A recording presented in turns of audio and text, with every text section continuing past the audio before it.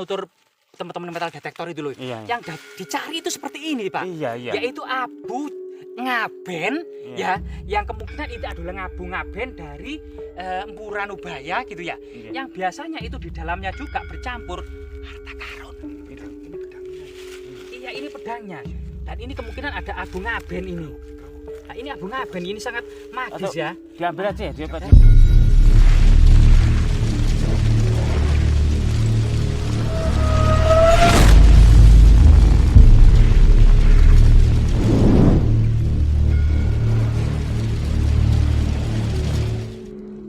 Pak, menurut cerita tutur yang berkembang di masyarakat lereng Gunung Arjuna, tepatnya di desa Curawatu, Pak, kalau nggak salah, Pak ya. Nah, ini katanya ada semacam makam yang sering gitu ya, cahaya itu warna hijau kebiruan dari langit turun ke lokasi itu, Pak. Sering. Dengan Pak siapa ini, Pak? Pak Sardi ya? Di desa ini juga, Pak ya? Iya, Warga desa ini. warga. Sedang melakukan apa ini tadi, Pak? Masuk hutan ini, Pak?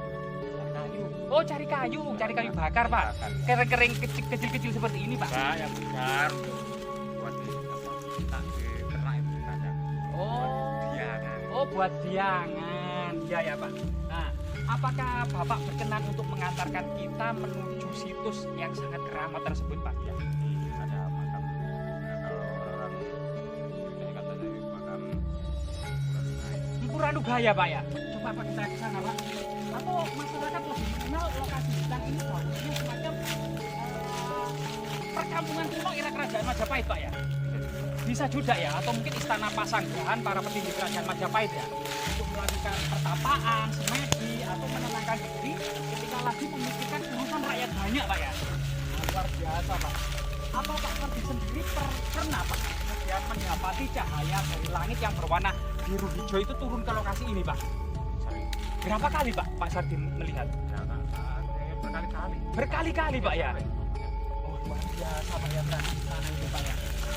Kenapa Pak sebenarnya itu dinamakan dengan makam Ranubaya? Tahu nggak, Pak, latar belakangnya Pak Sardi kok diberi nama makam Ranubaya? Orang itu bukan namanya makam empu gitu aja. Makam empu. Tapi kemudian masyarakat luar lebih menyebutnya makam Ranubaya, Pak ya.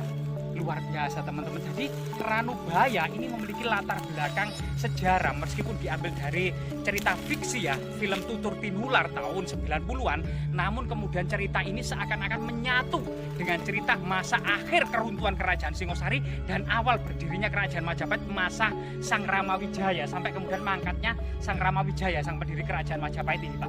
Diceritakan waktu itu kan berkali-kali utusan Mongol, Kaisar Kubilai kan itu mengirim utusan ke Singosari.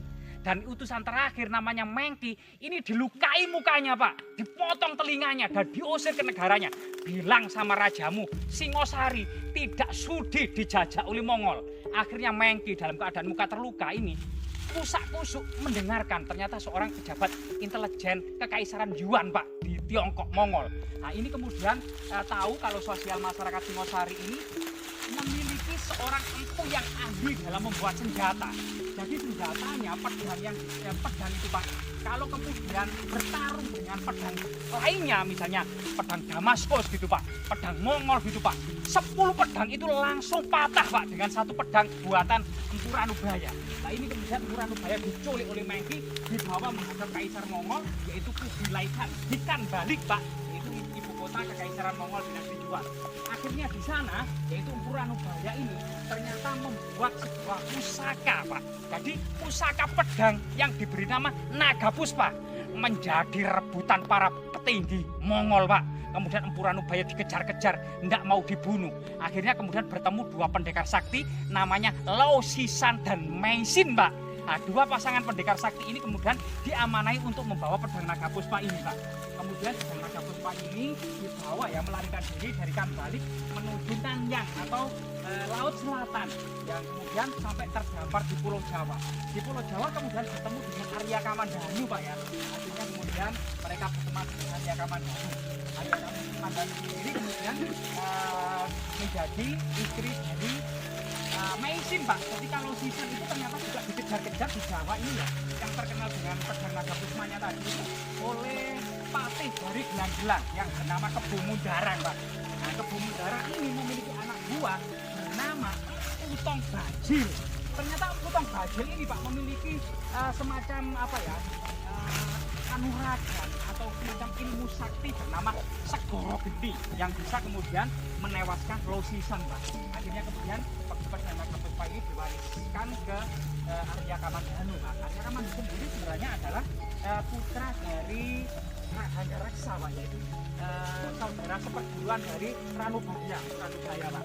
Oh ini Pak ya, sudah hampir sampai ini Pak ya. Luar biasa Pak. Ini masyarakat menamai hutan larangan nggak Pak ini Pak?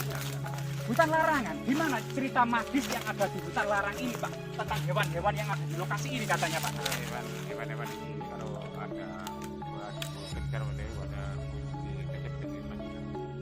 Oh ternyata, jadi di sini itu ketika hewan masuk ke dalam hutan larangan ini, entah babi hutan, biasa kijang, monyet, atau mungkin burung-burung Pak, langsung hilang di lokasi ini Pak. bahkan orang sering hilang. Orang pun sering hilang di lokasi ini. Jarang. Nah, jarang sekali orang-orang yang datang ke sini. Jadi kita harus hati-hati teman-teman. Kita harus waspada dan berdoa ya sesuai dengan agama dan keyakinan masing-masing. Karena kita memasuki hutan larangan. Tempat pertapaan ya? Tempat pertapaan juga di sini. Loh ini Pak ya, ada cungkup dari kayu ini Pak ya. Dan genteng Pak ini ya. Jadi rahayu. Loh apa ini Pak? Ini apakah ya? Akar mimang ya ini teman-teman ya. Ini kita teman-teman. Rahayu. Oh ini Pak ya, pertapaan itu Pak ya. Yang dikenal dengan pertapaan Puranubaya Pak ya. Oh ada makamnya Pak ya. Ada makam. Loh, makamnya Pak di sini ternyata makamnya itu menghadap ke timur barat Pak. Tidak sebagaimana makam Muslim yang utara selatan Pak ya. Mungkin keyakinan masih Keyakinan kuno ya, masyarakat kuno, misalnya Kabuyutan, Karesian gitu ya, atau para pertapa zaman dulu ya Pak. Coba kita apa? Sowan Pak ya, monggo Pak. Kita apa namanya? Semacam menghormati ya, leluhur kita Pak.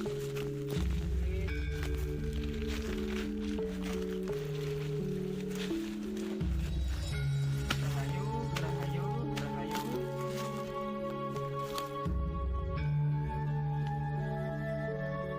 Ini Sekareng Jagat, awono langit, Sekareng Kajeng, Sekareng Mayang, kali ini teman-teman ya, kita berada di lokasi hutan larangan yang kemudian masyarakat mengenalnya sebagai makam dari Empu Ranubaya, sang pembuat pusaka pedang naga puspa yang saya ceritakan tadi ya, dalam sebuah kisah fiktif dalam film Tutur Tinular.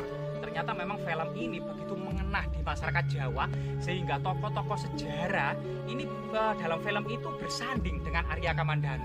Misalnya saja kemudian Empu Hangga Reksa ini mengabdikan diri kepada Raja Kertanegara Singosari. Sedangkan kemudian Arya Kamandanu sendiri ini mengabdikan diri kepada Sang Ramawijaya, pendiri kerajaan Majapahit.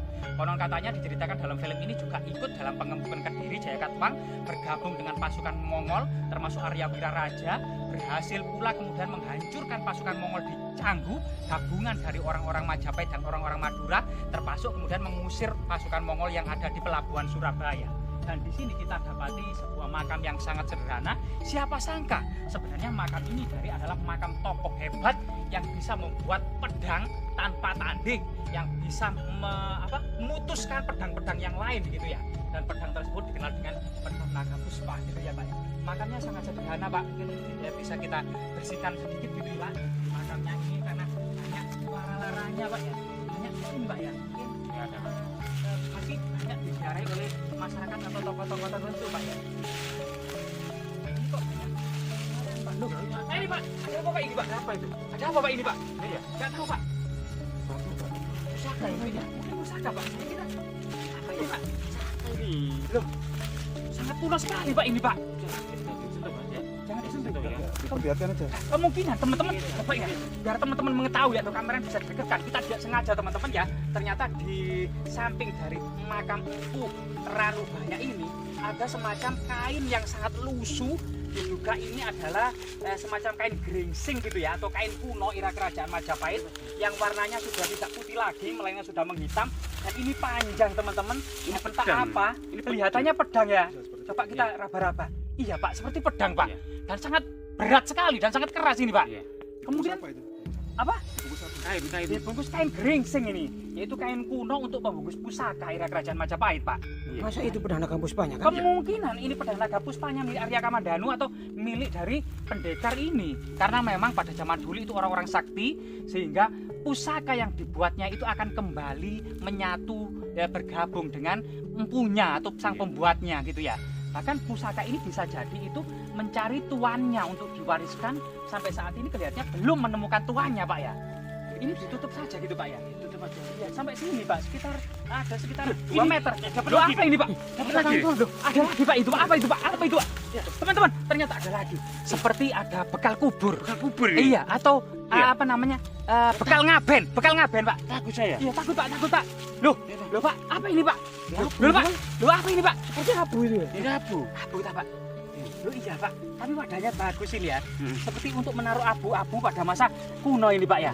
Apa bisa dibuka, Pak ini ya? Loh, isinya abu, teman-teman. Abu, teman-teman. Abu jenazah, teman-teman. Tapi biasanya kita dari penutur teman-teman metal detektor itu loh, Iya. yang dicari itu seperti ini, Pak. Iya. Yaitu abu ngaben ya, yang kemungkinan itu adalah abu ngaben dari Empu Ranubaya gitu ya. Iya. Yang biasanya itu di dalamnya juga bercampur harta karun. Iya, ini pedangnya. Dan ini kemungkinan ada abu ngaben ini.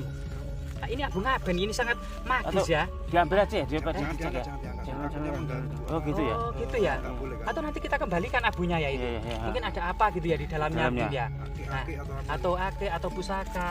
Loh, Sifat-sifatnya Iya. Bayar. loh, banyak teman-teman. Loh, Ada koinnya. Koin kepeng. Koin. Ada koin kepeng. Ada koin. kepeng. Takut saya. Takut ya, Pak ya? Takut Iya. kena kutukan ya, Pak? Iya. Ternyata teman-teman, ini abu bersama koin yang cukup banyak, teman-teman. Jadi bercampur abu lah, ini juga ada semacam apa? Enggak tahu ini apa namanya, bekal kubur atau semacam peripih gitu ya, peripih.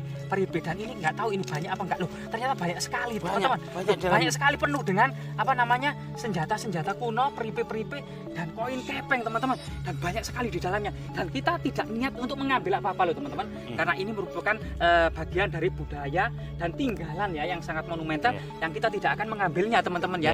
Cuma kemudian teman-teman bisa mengejum saja. Di sini kemungkinan ada apa namanya, abu jenazah dari Empu Ranubaya bersama bekal kubur, Pak ya. Iya. Jadi kita kembalikan, Pak ya. Iya. Kita kembalikan saja dan kita tutup sedemikian kala tadi. Ya, ditutup dengan batu apa, Pak tadi? Ini tidak gini, cuma gini aja. Tutup dengan daun-daun Gini kering aja. tadi ya. Iya. Enggak ada batunya tak, Pak Nggak ya? ada. Wah, Mungkin rezeki kita kan. Iya. mungkin rezeki kita diperlihatkan. Biasanya itu apakah masyarakat tidak jarang yang berani ke sini, Pak ya? Jarang. Nggak ada, Pak ya? Nggak ada. Iya, memang sebagian pusaka itu memang menurut cerita tutur atau pengalaman mistis itu berwujud sosok cahaya berwarna biru kehijauan, Pak. Biasanya itu bisa terbang ke lokasi yang diinginkan, bisa masuk ke dalam seseorang ketika mau menjadi pemimpin atau satrio piningit. Akhir-akhir ini kan nggak mau pilihan kepala daerah, Pak. Baik itu wilayah maupun daerah, Pak ya. Baik itu gubernur maupun bupati, bahkan lurah-lurah. Nah, biasanya pusaka-pusaka itu melesat dari sebuah tempat yang keramat turun ke sosok yang pemimpin yang diinginkan atau yang ditakdirkan atau yang direstui para leluhur, Pak.